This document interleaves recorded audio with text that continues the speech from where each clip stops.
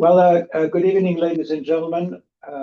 We have a very important event this evening here at Bay Atlantic University.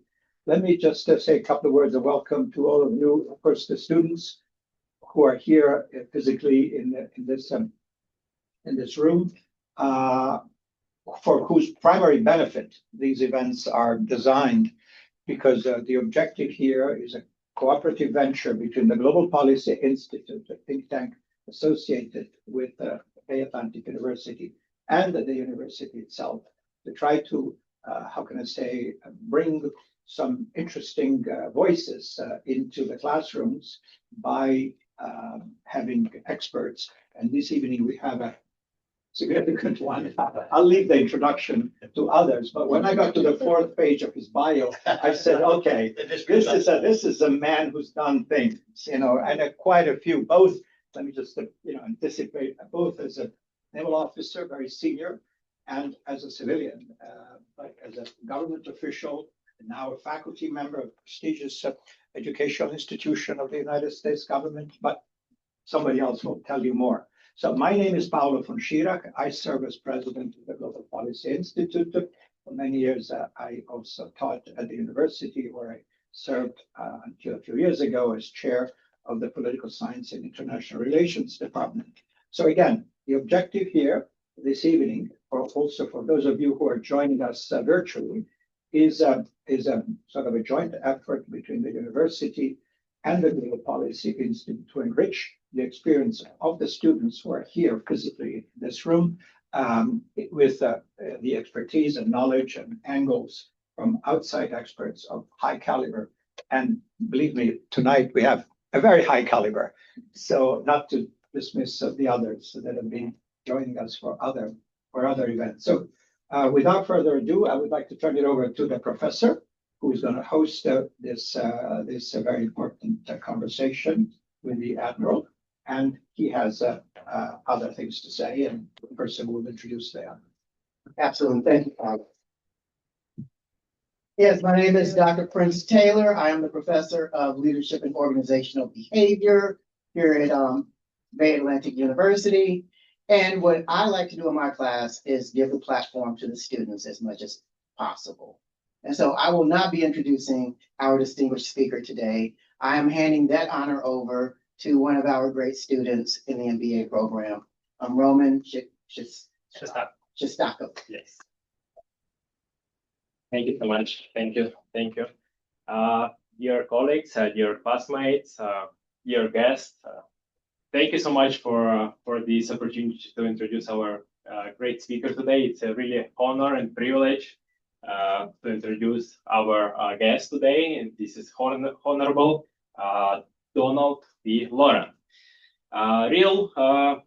Admiral Loren brings over 50 years of experience in national, international, and homeland security, including a distinguished 32 years career in United States Navy, where he served as an key operational and strategic leadership roles.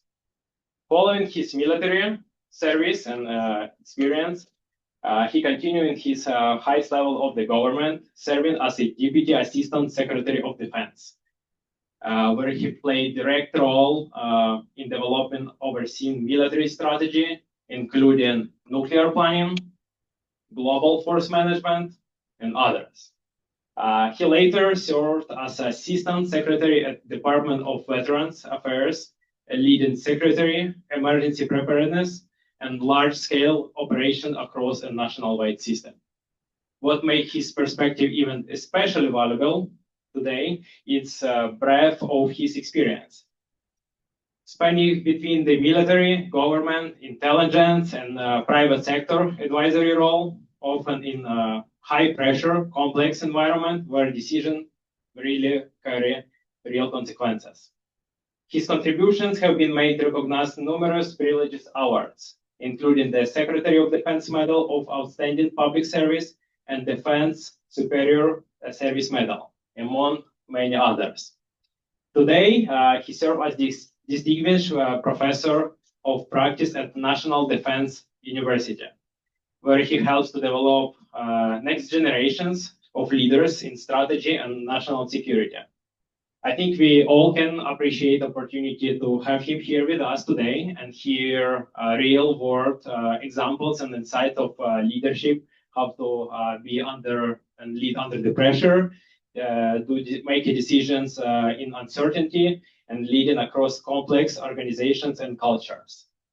Topics that exactly what we discussed in the class, and it's going to be a lot of insights for us to hear today. And we are very fortunate to have him today with us and listen those and hear those insights. Please join me in welcoming Rear Admiral Donald Loren. Thank you, Doctor. Thank you, Doctor. Like Groucho Marx movies, but okay. If you can't hear me, I'll turn it up a notch. Do I need to use this for recording, or let me know? Okay. I'm not going to give you any theories, and I promise only to use the term buku once in the entire presentation. Okay. What I would like you to do very, very quickly. Okay. Just tell me your first name and where you're from. Roman, Ukraine. Next. Turkey. My name is Samet. Sorry. Ecem Turkey. Been there, done that. Okay. Mohammed Senegal. Got it, Jordan. Liz, Bolivia. Camila, Colombia. I am Joe from Thailand. Believe it, I thought you were going to stun me, but so far I've been to every one of your countries. Okay, go ahead. Okay. Aaron, I'm from the U.S. Catherine from Mexico. Angie from Colombia. I'm Laura. I'm also from Colombia. Lizette from Colombia. Okay. Melis from Turkey. Emin from Turkey. Okay. So I left my hearing aids on my dresser at home. So speak up if you want me to respond to you. Again, we're not going to have any theories here. We're just going to talk. I'm going to get you to think, and we're going to talk about leadership. And I'd like to talk about strategic leadership. So I was listening. I will not ask you to explain anything, but I was listening to your presentation. So depending on which model you follow, whether you're a node, you are a consultant, you are a franchise manager, employees were somewhere in there, whether you're in Japan or Norway, you'll have to explain the ethics thing on Norway and why that's important only in Norway, but we'll talk about that.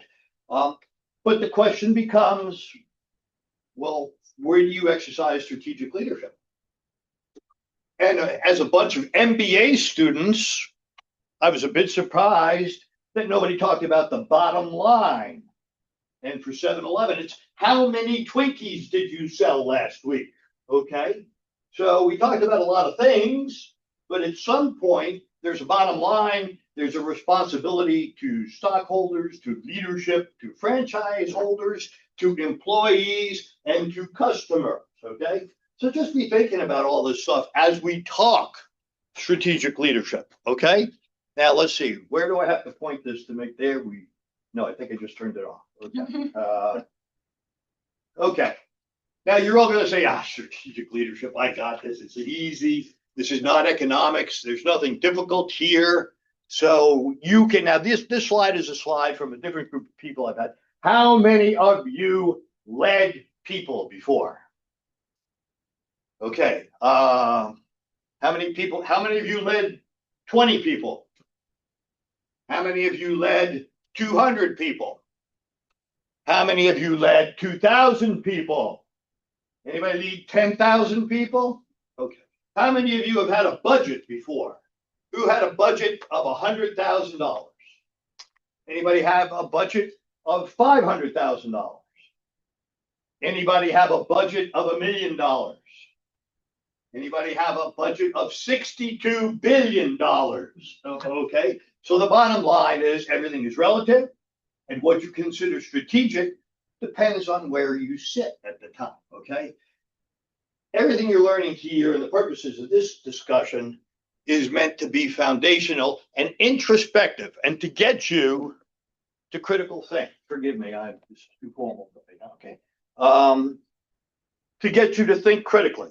After all, critical thinking is what makes things work. Okay. This is for another group of people, but the bottom line is you're going to be in senior positions. Whether you are that store manager, that franchise owner, that node leader, that consultant, or at the headquarters at 7-Eleven. So the question becomes, what perspective is strategic? And I'll ask you to think about that, and I may ask you a question or two later on. So we've talked about this. How many of you are leaders? Who has been a strategic leader in this group before? Think about that. What's the difference between being a leader and a strategic leader? Is that franchise owner a strategic leader? Is that store, I'm being just kind of think, is that employee a strategic leader? Is the manager a strategic leader? I would sit here and say to you, depends. Okay, everything's situation. How many of you have worked directly for a strategic leader? If you haven't been a strategic leader yourself, how many of you have worked for a strategic leader?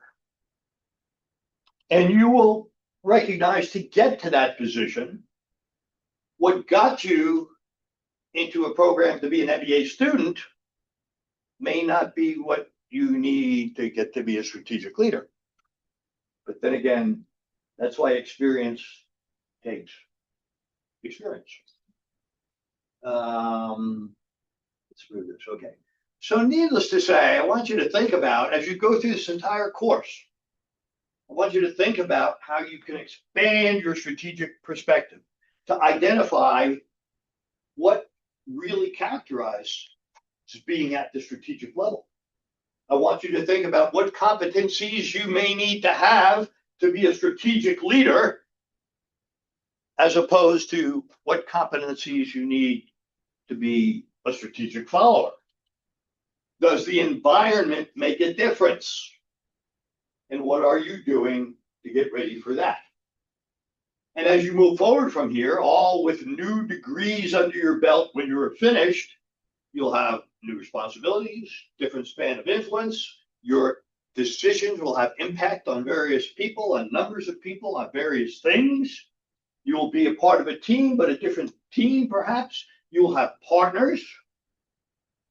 And what you say may be just inside the lifelines, or may have impact outside the lifelines.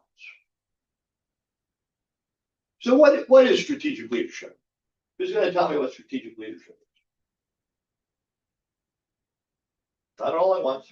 If I don't get an answer in about 5 seconds, I then call on somebody, so you know.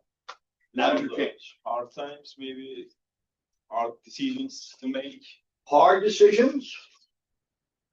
Sometimes, what color socks should I wear today is a hard decision. Well, another perspective. What is strategic leadership? Maybe it's a leadership that is not prepared, it's not written. It has to be with the flow of the situations and having a plan A, B, and C. Okay. So could you be a strategic leader at that 7-Eleven store management level? Can you be a strategic leader at the 7-Eleven node, whatever that was, level? Yeah, it could be. Or at the consultant level? Or at the headquarters level? Yeah, but the strategy changed. Sure. Now remember, I like this quote. I'll let you read it. I won't read it back to you. It's not the day-to-day stuff that necessarily makes you a strategic leader. Okay? George C. Marshall, who was our equivalent of the Chief of Staff of the Army, Chairman of the Joint Chiefs of Staff, whatever you want it to be, during World War II for the United States, one of our most famous generals, but he was a thinker. He was not a combat leader general, but he led the United States through World War II. So long-term leadership, organizational viability, and advantage. Is that the 7-Eleven store on the corner? One of 70,000. 70,000. See, I paid attention. I'm going to ask you questions at the end of this presentation. Okay. 70,000 stores. So long-term leadership for the store, long-term leadership for the region, long-term leadership for the brand. 7-Eleven, the brand. You didn't talk about the brand, but that has a lot of bearing on things too. What you do when I walk in there and order a hot dog that's been sitting there for 6 days. Okay, all right, okay. Do I say, boy, that store manager is really bad? Or do I say that employee doesn't pay attention to his hot dogs or her hot dogs? Or do I say 7-Eleven sucks? I'm not going there anymore. Okay. So a decision at the store level to let the hot dog sit there for 6 days has strategic impact on 70,000 stores in the brand. Ooh. Is that, you cover that in your MBA thing and these theories and all this stuff? Okay. All right. Strategic, long-term overall aims and interests and how we get to achieving them. Forget the military part there. Any of you ever served in the military before? But you like Army, right? I was Navy, okay, environment. What is the environment in which you are making those decisions? Store level, regional level, corporate level. Norway, Japan, United States. You ever been to Norway? No, I would. Yeah. A little different. Okay. And as you move forward, you have to ask yourself, are you preparing yourself for the environment that you're going to be in? The increased authority, the increased responsibility, the increased span of decision making that you will have to make. I said I'd use it once. Has anybody ever been in, this is so whatever, NBA, buku. Anybody never been in a not been in a volatile, uncertain, complex, or ambiguous situation? Another word for buku is called life. Okay. So, okay, put it into a very nice definition of that song. Bureaucratic resistance. Has anyone ever faced, don't raise your hand, bureaucratic resistance? Dr. Taylor and I are graduates of the most entrenched bureaucracy in all of the United States government, which is right across the street at 810 Vermont Avenue. Okay. And I've served in multiple departments, and it is the most. So bureaucratic resistance is one of the hardest things to overcome at university level, for goodness sake. Okay. Did the Middle East regions accrediting agents, or did you make them happy this week? Okay. Is that a strategic environment? Does that affect your strategic decision making? Okay, storytelling. I told you the VA. I won't tell you about Little Combat Ship. I don't want to use the time up. We can do that. In the period of time that you're in a position of leadership, do you have time to make strategic change, transformational change, whatever that is? Do you go about making transformational change and say to yourself, I am going to make transformational change? Or does stuff happen? Is it incremental? How do you get to transformational change? Or is that part of a strategic plan or a strategic outlook on how you are going to lead the organization? Forget all this other stuff. The operative word is lead. Well, that's really a good view. I like that. The solution must be pretty high here. You're going to have to use like that. That's pretty good. Scrutiny. Oh, in today's, everybody know what a hotline complaint is? Where you pick up the phone and somebody whispers, boy, I don't like Dr. Taylor. Do you know what he did? Okay. So you're under everybody's scrutiny. In Washington Post scrutiny, the people you work for, the people you work with, your competitors. Is that part of the strategic environment you have to deal with? I know there's none of that in the academic environment. There are no petty jealousies. Okay, so if you take a look at it, you're trying to ask yourself, what is the difference between tactical leadership and strategic leadership? And what is the environment? Okay, is it something different? And I think this list kind of helps guide you say, if I'm going to lead strategically, what should I be looking at? Does that mean you're not involved in day-to-day tasks? Of course not.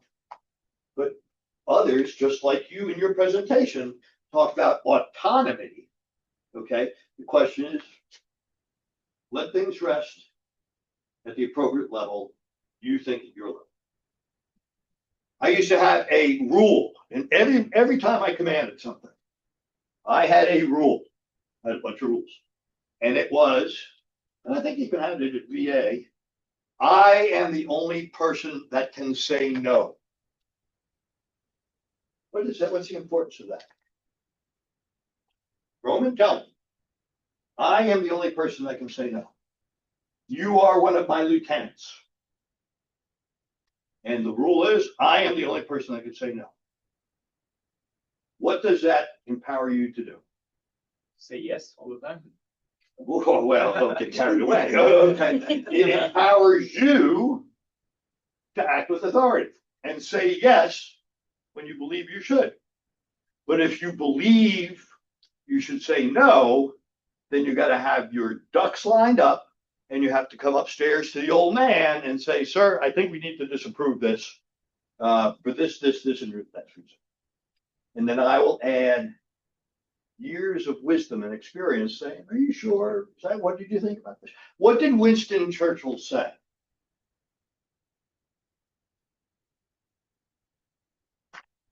Good judgment comes from experience. And what does experience come from? Bad judgment. Okay. All right. So everything is a product of the environment and your experiences. All right, let's move on. Keep this going. So you touched a little bit about this in your presentation. Our strategic, I mean, in the picture there, those are two, you can tell because they have black pants with a red stripe, a big, thick red stripe. The two Marine generals swapping authority. So does your position or what you are supposed to be doing, does that determine whether you are a strategic leader or not? Can the guy who manages the 7-Eleven franchise on I Street be a strategic leader? Maybe. There's this old guy commissioning his son. And so does that immediately, do I just right then and there told his brand new ensign on the day of his commissioning that you are now a strategic leader, son? Okay. He's got about another 40 years to go to be a strategic leader. Are you your responsibilities? Does that determine whether you're a strategic leader or not? Maybe, maybe not, but not necessarily. Do you have to be a strategic leader, quote, to lead strategically? Ooh, that's a hard question. So who are some examples in the history of the United States? Feel free to cite Turkey or Romanian or Ghana history, anything. Okay.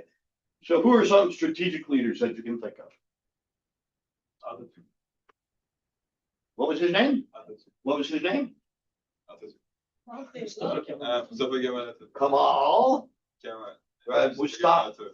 Mustafa Kamal or whatever Kamal, you do right around there. Come on, don't you know Turkish history?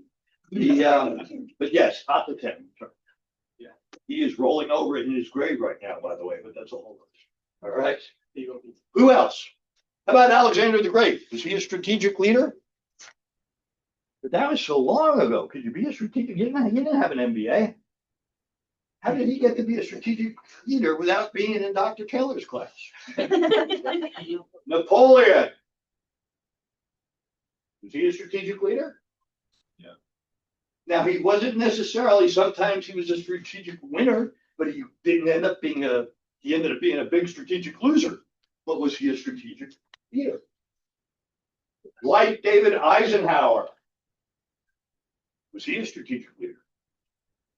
Did he ever command a combat force during World War II? Not really. He was the big thinker, the strategic leader. He oversaw, he had guys like Omar Bradley and George S. Patton in the field leading. But he thought strategically. He managed their behavior on the battlefield and diplomatically. He kept Bernard Montgomery, the biggest British ego in the world, at bay so that Patton wouldn't choke his lights out.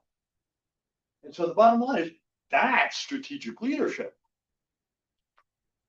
Nimitz, there's a guy, most people don't even know who he was. Quiet. This is the guy that commanded the forces in the Pacific. Even though MacArthur will tell you he did, okay. Here's a guy that commanded all of it. He did the island hopping chain that strategically allowed us to go from Hawaii to Midway to Saipan to Tinian. What was important about getting to Tinian? I could launch airplanes in and attack Japan, but I had to conquer island by island to get there. Is that a strategic decision? That's not like saying go take that island tactically. It's how do I bring the war to Japan to end this thing? Anything like that going on in the world today? We can talk about that later. Winston Churchill, another great strategic leader. Was Gandhi a strategic leader? You bet. What did he end up doing? He ended up, and generally in a very peaceful manner, sending the British home with their tail between their legs. Just like we did in 1776, but that's another story. John F. Kennedy, was he a strategic leader? The Cuban Missile Crisis. Martin Luther King, was he not a strategic leader? Nelson Mandela. Well, this isn't a military guy. What's he doing up here being a strategic leader? Anybody know this guy? You can't be the richest man in the world and not be a strategic leader. Sorry, I don't think those things are possible. Anybody know who this is? You know, he's the guy that basically brought us from, what was the name of the video company? Blockbuster to Netflix. Did that not revolutionize? How many of you checked out a Blockbuster movie last night? Yeah, okay. Transformational, strategic thinking. But in our earlier discussion, the bottom line, how many Twinkies did you sell last week? Did he do that because he wanted to be nice to people watching videos in their living room? Maybe, maybe not, okay? And geez, Donald, I believe that. That is the epitome of a strategic leader right there. Okay. And as I said earlier, any of you from memory think people I worked, you know who that guy is? Paul Wolfowitz. Paul Wolfowitz, okay, great friend, great American, great man, Ambassador Wolfowitz. He made all the decisions, but I kind of get the whisper. Here, I gotta. This is my best teaching photo that I use all the time because guaranteed. And the line I use normally for the group I speak with is so the guy with his back to us is president of Serbia. Okay, good guy, and he had a Vuk Jeremic. You know Vuk Jeremic? Good guy, also a good guy, foreign minister. Now, the cross from the table, who is that? Chair of the Joint Chiefs. That curmudgeon, okay, is Donald Rumsfeld, okay? And the chairman of the Joint Chiefs there. Yeah, we're gonna get okay. And the next strategic leader sitting right next to him is Dick Myers. Great strategic leader. How many of you are going to be the president of Serbia?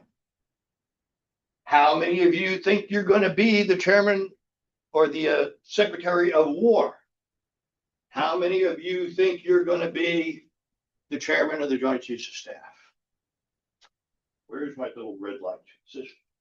But you see that sleeve right there with the gold shoulder board?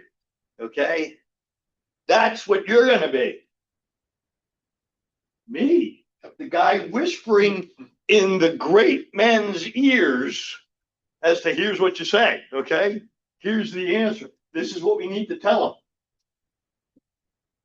I won't call that necessarily strategic leadership, but that's participation in strategic leadership.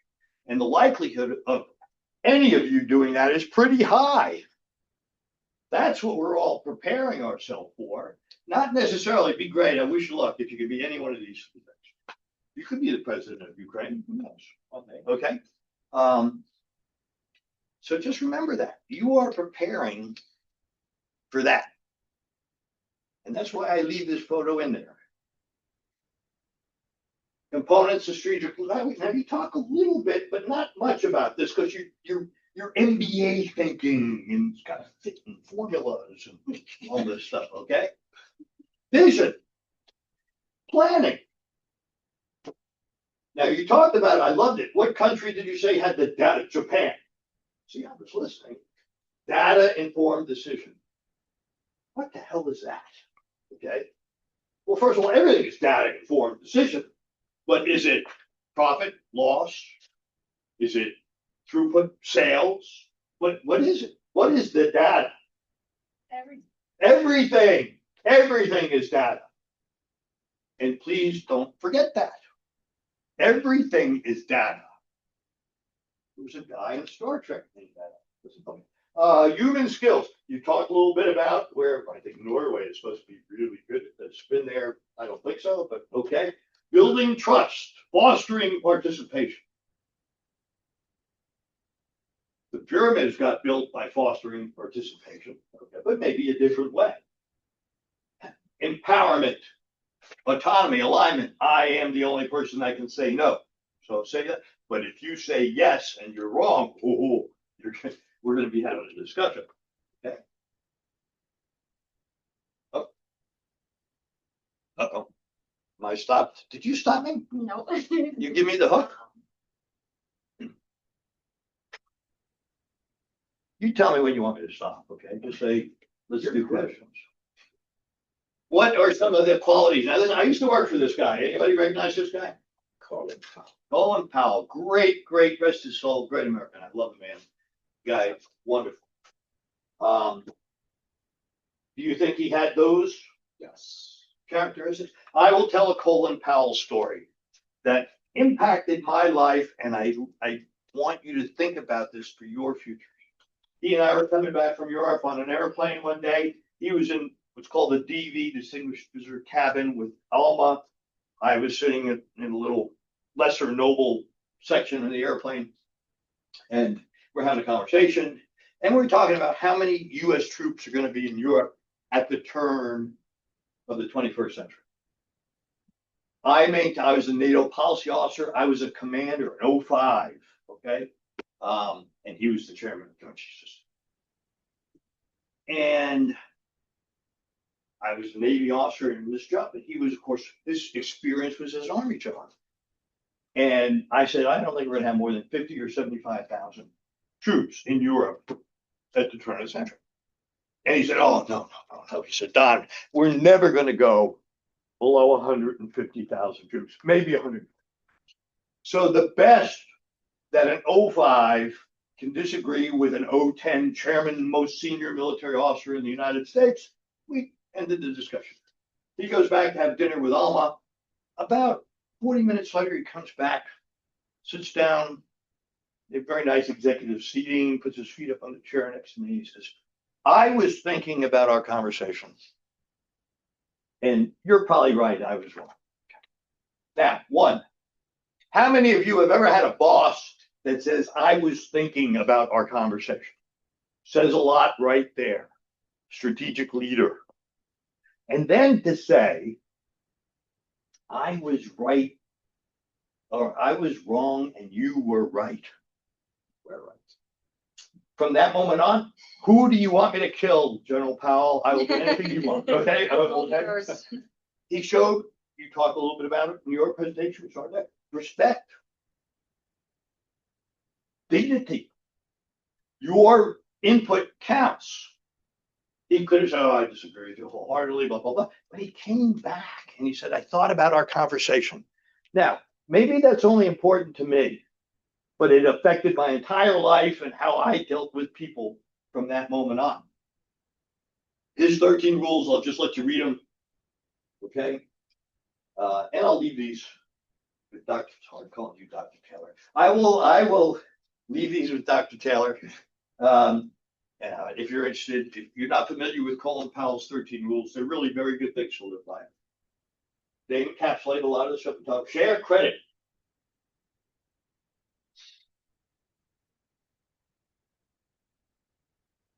Yeah, I told that story. Bill McRaven. Anybody know Bill McRaven? Writes a lot of good books. You probably had him here as a guest lecturer. No, but I'm a fan. Okay. And he, from his SEAL perspective, he got a bunch of rules that I'll leave you with. I won't take the time to go over them now. Never waste a good mistake. Learn from failure. You can take risks, but make sure they're calculated smart risks. What did I? No, I was just like, that's right. Number 4 is absolutely right. Thank you. Did I get a good grade? Okay. All right. Be a good follower. What's the ancient axiom? Those who lead must first obey. Remember, you're working for the greater good.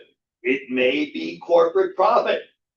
It may be the number of Twinkies we sold last week. What is the greater good? Do not shy away from the fight. You're not a leader if you're not leading in the fight. Well, my rules. That's the mascot of National Defense University. Okay. Sorry. It's not whether you win or lose that counts. It's whether I win. Not at the expense of morality and ethics and whatever. But if you're going to be in the fight, fight to win. Okay? Because you're not fighting for yourself. You're fighting for your cause and your people. Okay?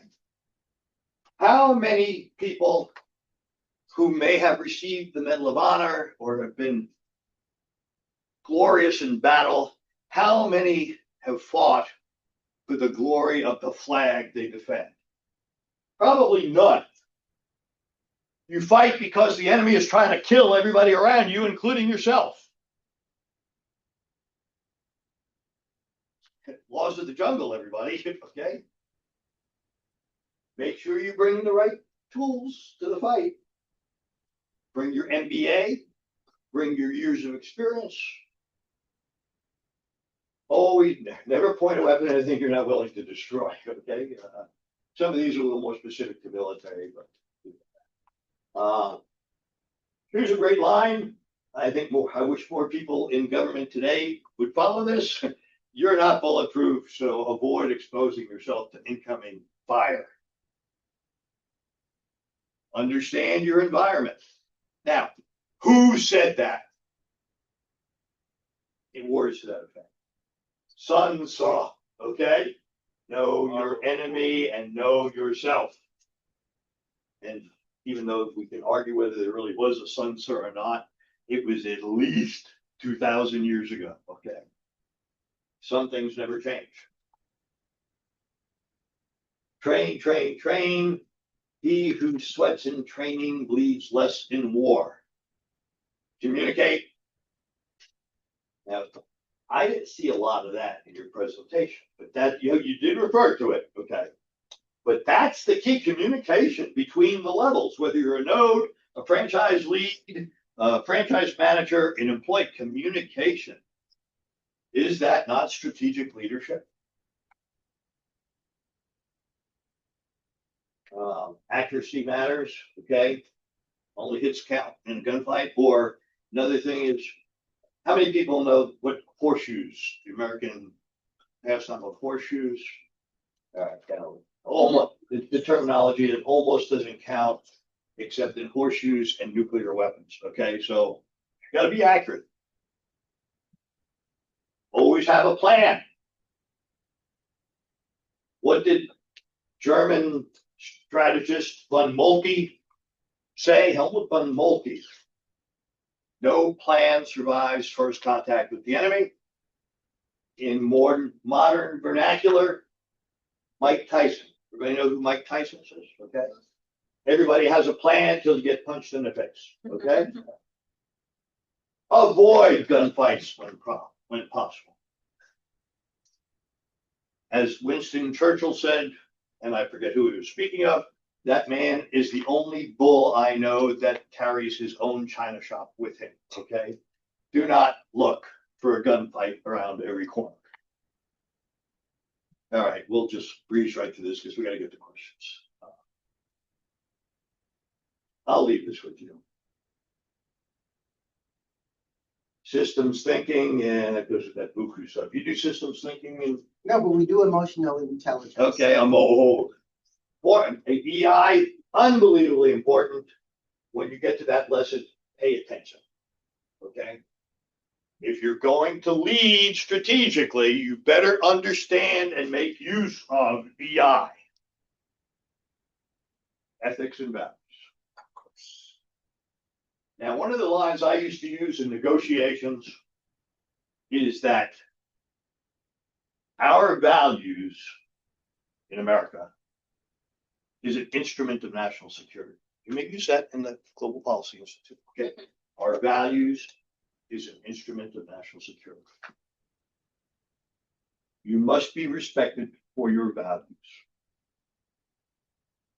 Because people will know if you're leading strategically, whether you really mean it, the integrity behind your words and actions, and what the consequences will be.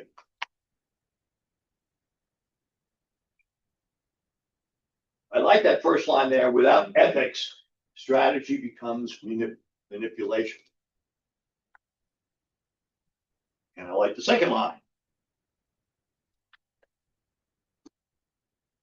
Just my own thoughts, whatever makes you happy. Leading change. Everybody's trying to discuss leading change on the course, which really is what all this fancy buku stuff is all about. How do you lead in a volatile environment? All right, I think we're gonna just breeze through this.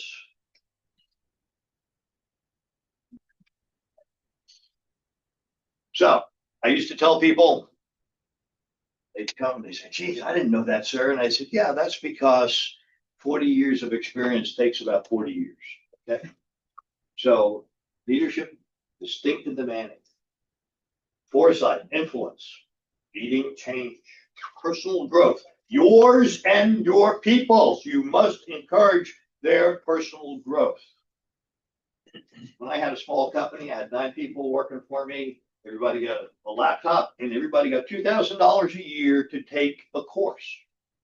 I didn't care what the course was, just show me it was predicated on your personal growth and where you wanted to go and what you wanted to do. All right, let's forget this.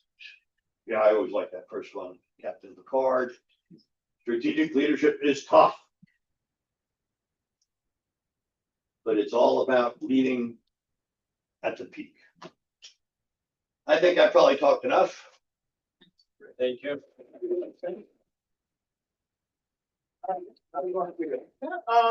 I'm sure if there are questions, I'm going to grab the microphone and we will let them not a gunfight, but ask your question. So who would like to ask a question?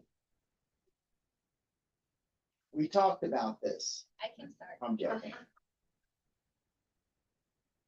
So in class, we talk about what we value the most as in emotional intelligence, and some classmate and another classmate say money, and I say honesty. So what is you as a leader, what you value the most? Either like the honesty for, like in this case, we were debating if would you rather, yes, the honesty before the money or like the money before the honesty? So you as a leader, what's your point of view? Okay. Or So- do you have any other value that is more important? Well, first of all, you're asking me to sum up human nature right here in the answer to your question. Okay. So I belong to a club. okay? The Ring Club, okay? Midshipmen will not lie, cheat, or steal. Learned that on June 29th, 1970, and has been drummed into my head every day ever since.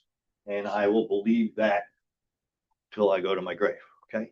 I don't have them tonight. I normally have some cards in my pocket. One is the Serenity Prayer, or let me know the things that I can change, the things that I can't, and the difference between the two. And the other is the 10 Commandments. Okay, and I don't care what faith you are, there are 10 Commandments and they're somewhere. Okay, that's the honesty and integrity, and I believe they all include don't lie, cheat, steal, covet. Okay, so you have to be honest. You can't mislead people. Now, you can be tactful on how you deliver bad news, and we all have to be tactful, okay? If you go to Proverbs, when you dine with kings, remember whose table you are seated at, okay? Okay? So Lewis Carroll off with their heads, okay? So you have to be cautious. But you never, money is merely a tool. Now, in DC, I will be excommunicated for saying that because it's all about getting a piece of that money, okay? All right? And in any government, and quite honestly, for all of you that will have newly minted MBAs in your hand, yeah, it's about the bottom line. How many Twinkies did you sell last week, okay? But you have to approach it with honesty and integrity, okay? If you lose honesty and integrity, nothing else matters. You are worthless. Thank you. Yay. All right, I'm gonna come over here, because I know Betul has a question.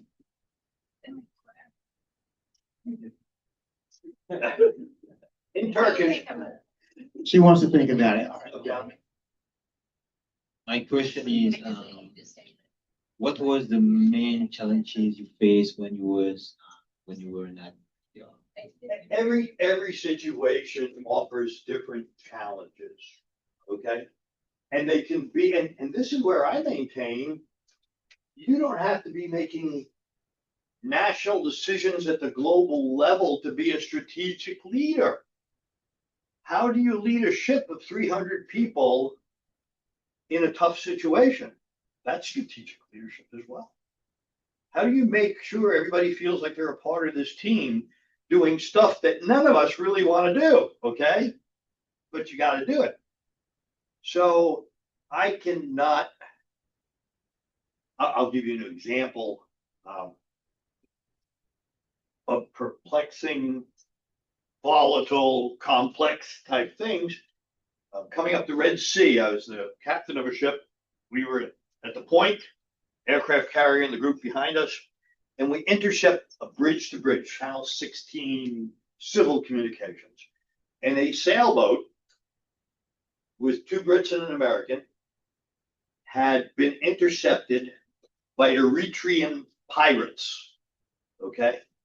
This was like in the 90s. And they were being towed back to the Gulf of Hammamet, wherever it was. Okay? Okay? And so we reported this, and the battle group commander went back to the unified commander, who went back to the National Command Center, and the next thing you know is the word comes back to chain, go get him. Huh? That's territorial waters, okay? And so you got it, okay, how do I respond to this? To protect life and limb, protect the Brit and American citizens from pirates in a less than controlled environment. And so that took a little resource and bravado, but we went in and got them, as a matter of fact. But anything, is that strategic leadership? Maybe, maybe not. At the end of the day, if it had started World War III, I guess it would have been strategic leadership. So my point is you can lead strategically at any level. Just be cognizant of all the things that, you have to incorporate it into that decision-making process. You got time for another one? Yeah, of course we do. Angie. I don't need it. Yes. Okay. I mean, also in the classes, we were talking about AI, and as a leader, I have this question, like, how do you see AI helping or affecting leaders when it comes to strategy? So how do you see dipping a quill pen in an inkwell and writing your thesis as opposed to doing it on a laptop or doing it on ChatGPT or having Siri or Alexa do it? Okay. It's a tool. And don't forget the integrity thing. If you let Siri and Alexa write your paper, then you didn't write the paper. And I'm sure Dr. Taylor can discern. I can tell you in 30 seconds if ChatGPT wrote a student's paper or not, okay? It's really not that hard, okay? So the bottom line is these are tools and we must advance. We invented a printing press and computers and all this stuff. Use the tools, use them with honor and integrity and to advance your knowledge. I don't particularly care if Siri or Alexa gets an MBA. You care if you get an MBA. Yes? Okay. So easy. Don't worry about it. They're tools. Don't worry about it. And something will change next year. Exactly. I think we have one more over here. Oh, two more. Right, so Sally and then John. The honorarium is by question, isn't it? I really like the book, The Art of War. I really like it. And I don't think It's been a bestseller for 2000. yeah, well, I don't think it's completely working in the modern era. So how do you, because there's so many things like online, Facebook, Instagram, so a lot of information every time. So how do you maintain a long-term strategic vision with the constantly short-term crisis demanding your attention? Okay. That's your skills of critical thinking and learning and processing. So every morning I get up, I'm old fashioned. I still like newspapers. I'm sorry. And I get 2 papers delivered. Actually, I get 3 papers delivered. But on one side, I have the Washington Times. And on the other side, I have the Washington Post. And if you've lived here long enough, you are able to discern that if you read each one, you'd say, are we talking about the same thing? Okay. And the truth is somewhere between there. You can put CNN on, you can put Fox News on, and you say, oh, what's the right answer? Okay. That's where you're getting smart here. For you to process. If you want to ask Siri or Alexa, what's the right answer, or what should I do? Knock yourself out. Okay. First of all, the problem everybody makes with ChatGPT is like your little puppy dog. It wants to please you. If you haven't noticed, it doesn't always give you the correct answer, but it gives you an answer that it thinks you want, okay? So students, knock yourself out. Go have ChatGPT write your paper, okay? And you'll know in 10 seconds, okay? So the point is, that's what higher education, I put a bit in for you, that's what higher education is all about, okay? I like the tools. I like Siri. I like Alexa. I like all this stuff. But you're more important than any of this stuff. And your ability to process, to critically think, to challenge the assumptions, to understand based upon the body of knowledge is more important than anything else. Jen. What is the biggest trap that leaders fall into when they are convert to a high level strategy into daily execution? Well, okay. Execution is based upon what? I mean, like daily problems in the work. You have a strategy. Okay, so we have a document. How many people are familiar with the U.S. National Security Strategy? Yeah, GPI. Okay. And it's got, now of course it's very vanilla in there, but those are pretty lofty things. And that translates to the National defense strategy, which translates to the national military strategy, which goes, and I used to be the Deputy Assistant Secretary of Defense for plans and posture. So all the war plans. And forgive my French, so by the time you got the strategy up here, how the hell am I going to do that? Okay.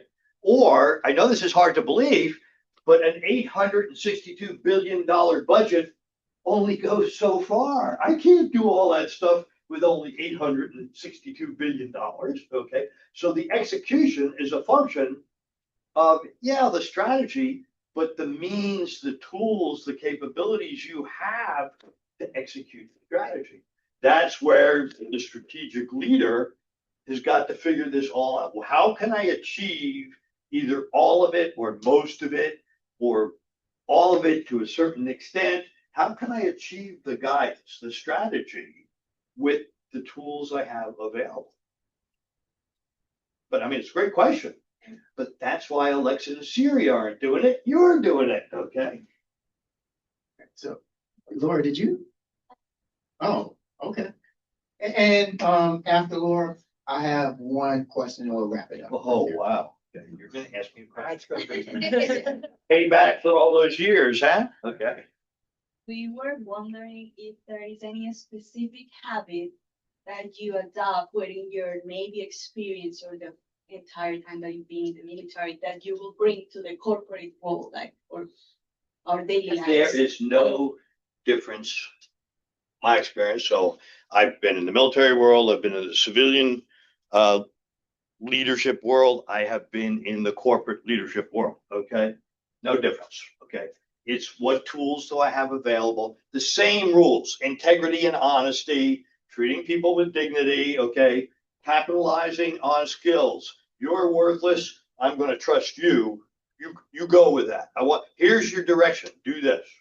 October 23rd, 1983, thereabouts, second or third week in October, I was on a battle group staff. We were on an aircraft carrier, minding our own business, watching the movie and the flag mess. You know what a movie is? You know, remember the machine that used to do all that. And one of my guys comes in, shaking, he hands me this folder, and it's code word and whatever, and I look at it, and the message said, turn right, find Grenada, invade Thursday morning at 7:30. Huh? You know, talk about lack of strategic direction or something, but it was figure out how to do this, trust your people, and boom, go do this and report back to me. Who knows where Grenada is? Yeah, I used to think it was in Spain. You and I know. So last question. So one of the things that I've been trying to instill in them, and I'm not sure that it's really come through because I don't talk about it nearly enough, is leadership is hard. And especially with some of the roles that you've had, it's life or death. What kind of advice would you give about play?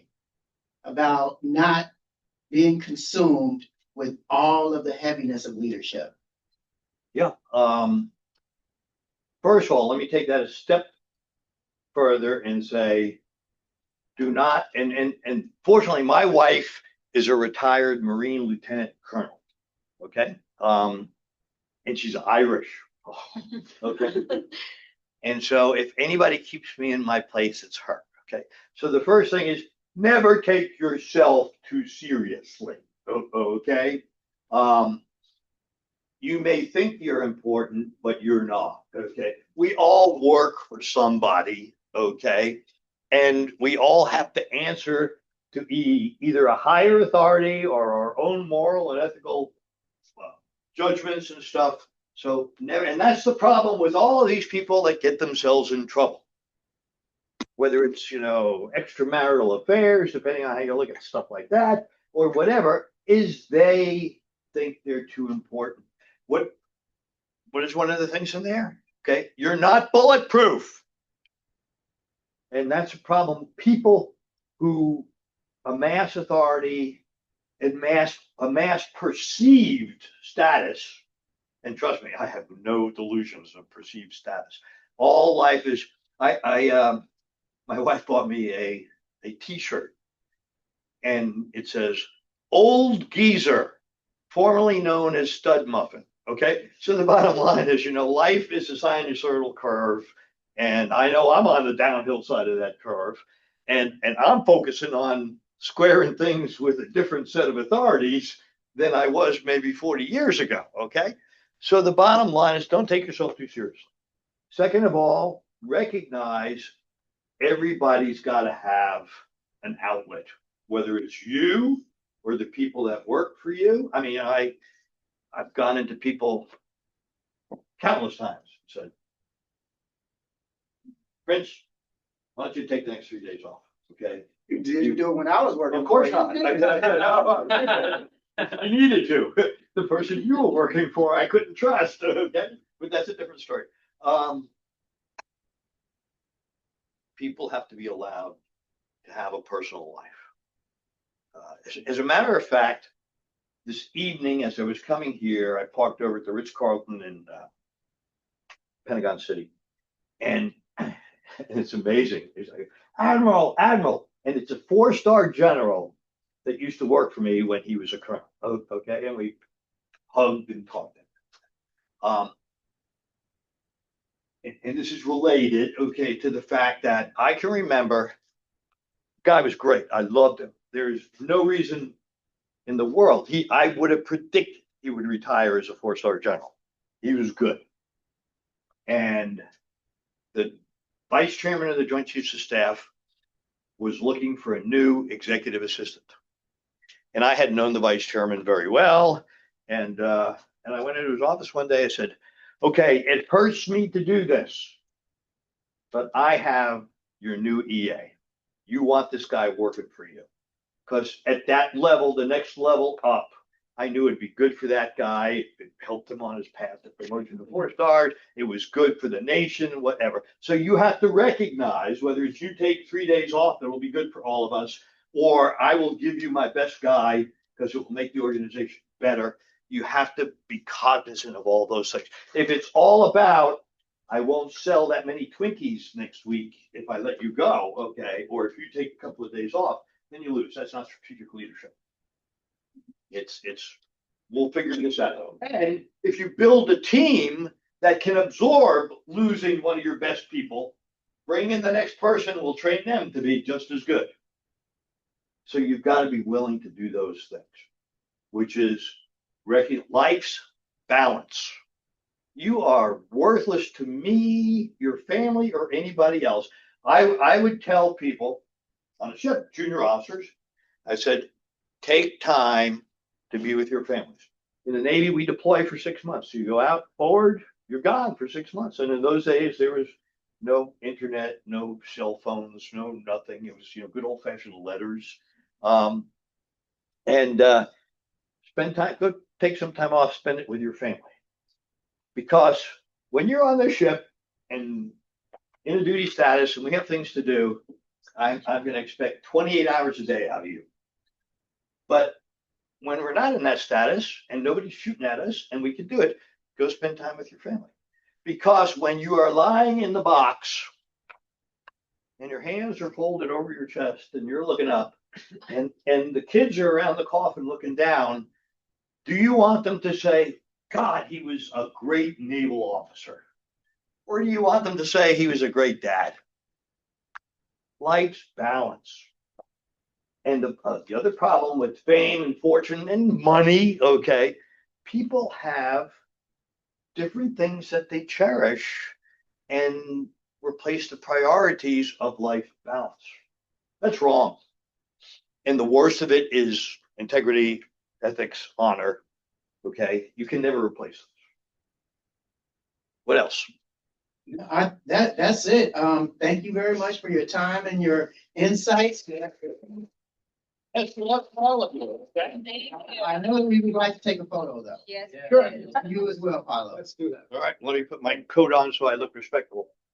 Good to see you. No, that's not necessary. That was really good. Well, thank you, so sir. much. I appreciate that. Thank you. Ahí. Thank I don't know how. Well, I think we can do it. Let's do it. We have experience here. Okay, See, talk about there you go. strategy and goal. because we've done it before, so the, Okay, quarter. yes. This one there, right? It's fine?